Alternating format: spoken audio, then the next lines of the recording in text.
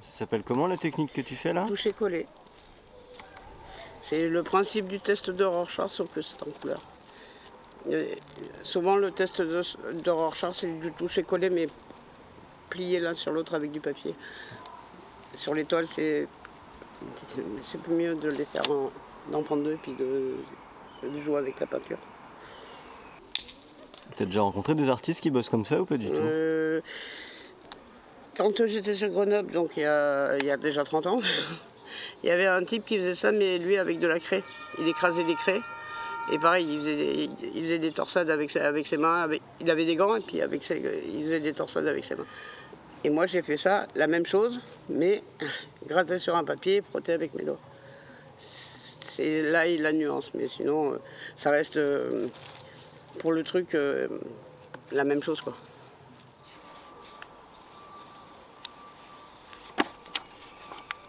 C'est quoi que t'as dans les mains? C'est le carnet qui fait partie du matériel que tu m'as. D'ailleurs, les toiles que j'ai fait aujourd'hui, c'est aussi le matériel que vous m'avez offert à Noël. Et voilà.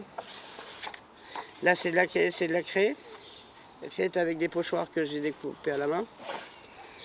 C'est pour ça que je parle de profondeur, que ce soit avec de la peinture ou avec de la craie. C'est une texture différente, mais c'est dans le même principe.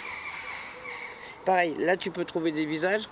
Je les surpasse pas, mais tu peux trouver un chien, un chat, une étoile. Enfin, il y a toujours quelque chose à voir, selon ton humeur, selon comment tu ressens l'art en fait.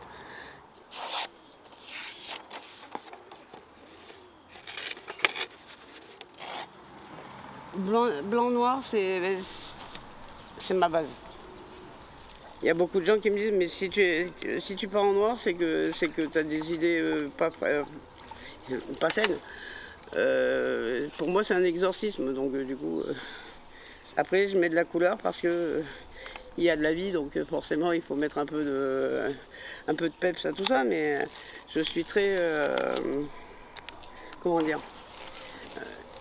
unicolore. Donc du coup, oui.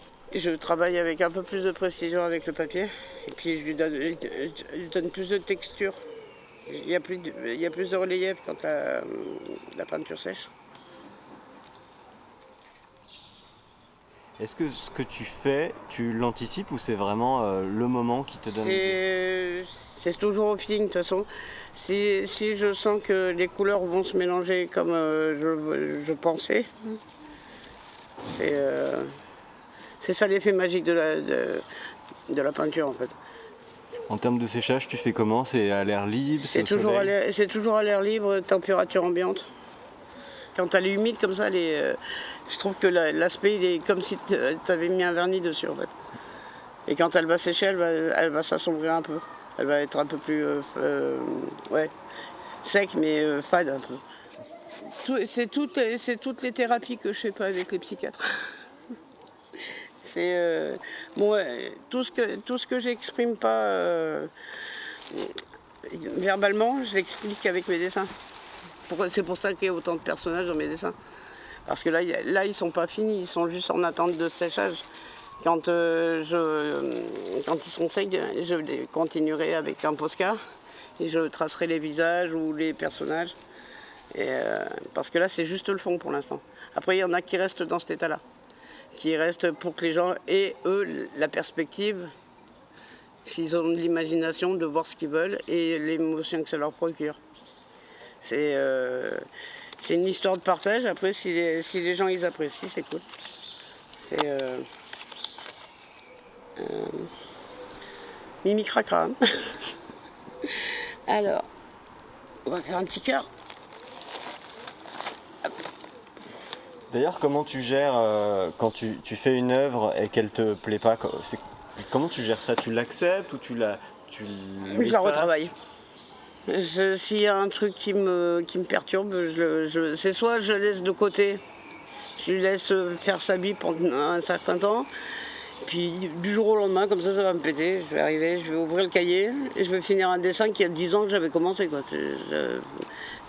Parce qu'un dessin n'est jamais fini tant que tu l'as pas décidé. Une toile, c'est pareil. Donc comme tout, les humeurs et les temps changent, le même dessin qu'il y a 10 ans, il aura plus de perspectives maintenant parce que je le finirai maintenant.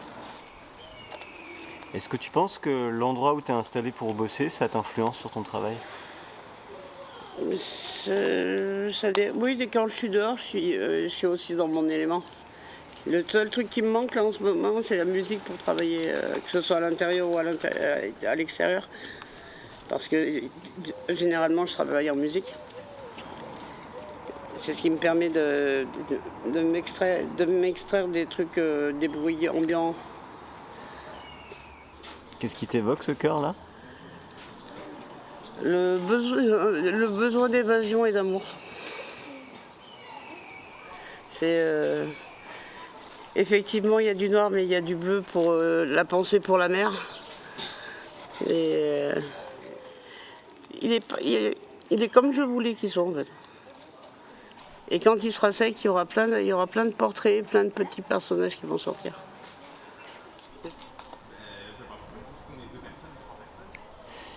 Et du coup, Ingrid, est-ce qu'on peut dire que tu es travailleuse indépendante? Oui. Je ne suis dépendante que de moi-même. Et ça, c'est devenu primordial. Je dis pas que les gens doivent vivre comme moi, mais moi, c'est ma perspective, quoi. T'as pas besoin de rendre de compte à personne. Il n'y a pas de professionnel. Il n'y a pas le danger de se faire virer, parce que ça c'est donné à tout le monde. C'est la liberté. Tu bosses quand tu as envie, si tu n'as pas envie, tu ne fais pas. Et puis quand ça te reprend, tu fais ce que tu as à faire, quoi. Et d'ailleurs, une vente classique, comment ça se passe? C'est vraiment... ça change à chaque fois. Autant j'ai plein de gens qui sont spontanés, ils viennent d'eux-mêmes, et puis t'en as d'autres qui reviennent parce que de loin pour eux c'est des tâches, et que quand ils s'aperçoivent en fait que c'est un peu plus profond que ça, ils changent pas d'avis, mais ils sont pas sûrs. Voilà. Après, moi ça m'amuse beaucoup quand je les vois avec leurs grands airs, genre je suis mieux que toi. Je leur prouve par A plus B que non seulement je cherche pas à être mieux qu'eux, mais j'ai mes perspectives et que mes perspectives elles sont pas fausses en fait. Je demande, je veux pas faire pitié aux gens en fait. Je fais ce que j'aime, si ça leur plaît c'est cool, si ça leur plaît pas, tant pis, on verra avec quelqu'un d'autre. Faut garder la perspective que ne peut pas plaire à tout le monde. Sinon ça serait trop facile. Et j'ai de plus en plus de gens qui apprécient ce que je fais, qui trouvent une valeur artistique. Et ça c'est bon pour le moral, quoi. Même si ça se vend pas, c'est le fait d'avoir des compliments par des gens que tu connais pas et qui disent ah mais c'est super bien ce que tu fais, ça me parle et tout, même s'ils n'achètent pas, c'est gratifiant, quoi. Et puis souvent l'émotion que ça procure, c'est le bien-être. Et ça fait du bien dans ce monde de fous. Je suis particulièrement fière de celui-là.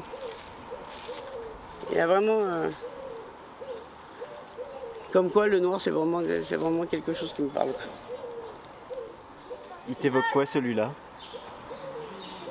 Envie de nature. Les farfadets, les elfes. La magie de la nature.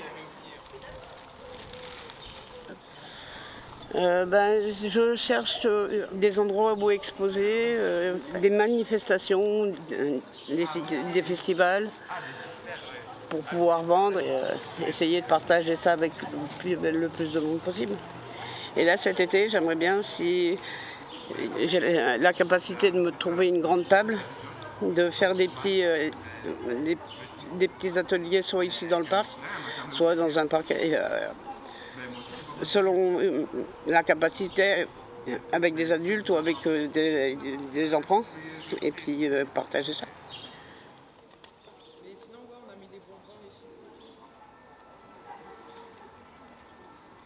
Ben, il y a une